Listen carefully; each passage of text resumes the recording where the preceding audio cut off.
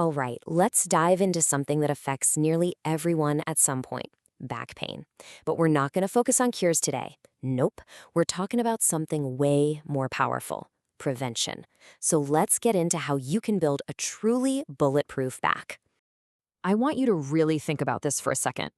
What if the little things you do every single day without even thinking about them, the way you sit at your desk, the way you stand in line, even how you sleep, what if those are the real culprits behind that nagging ache?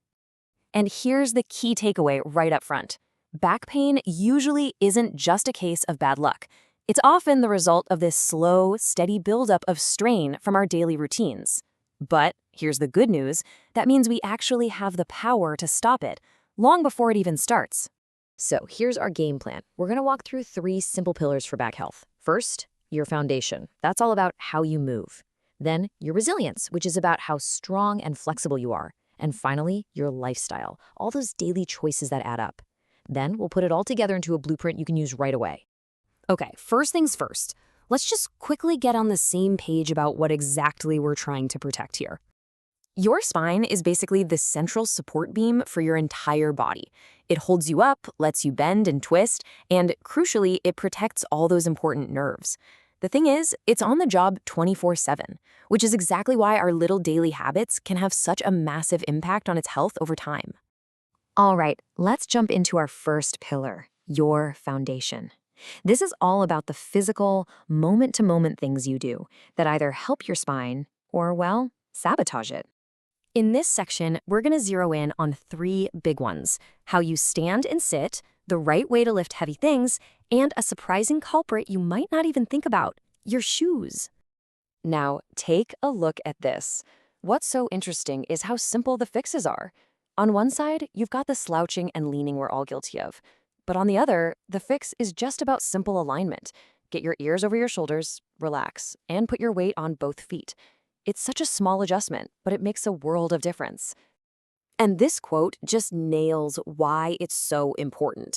This isn't just about looking more confident. It's basic physics. When your posture is off, you're putting this constant, uneven pressure on your spine, and that leads straight to tired muscles and, you guessed it, pain.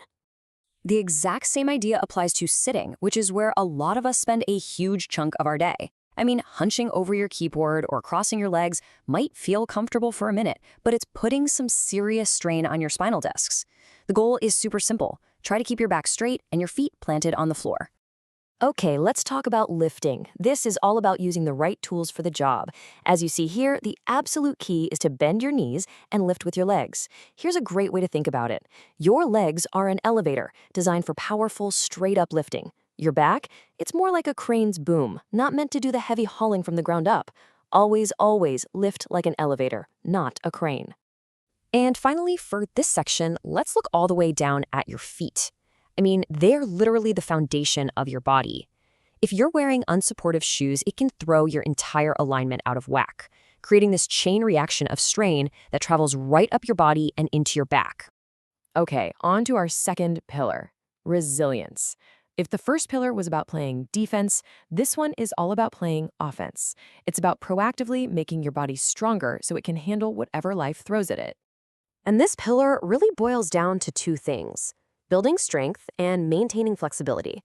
Let's look at why you absolutely need both. So, what do you actually need to build a resilient back?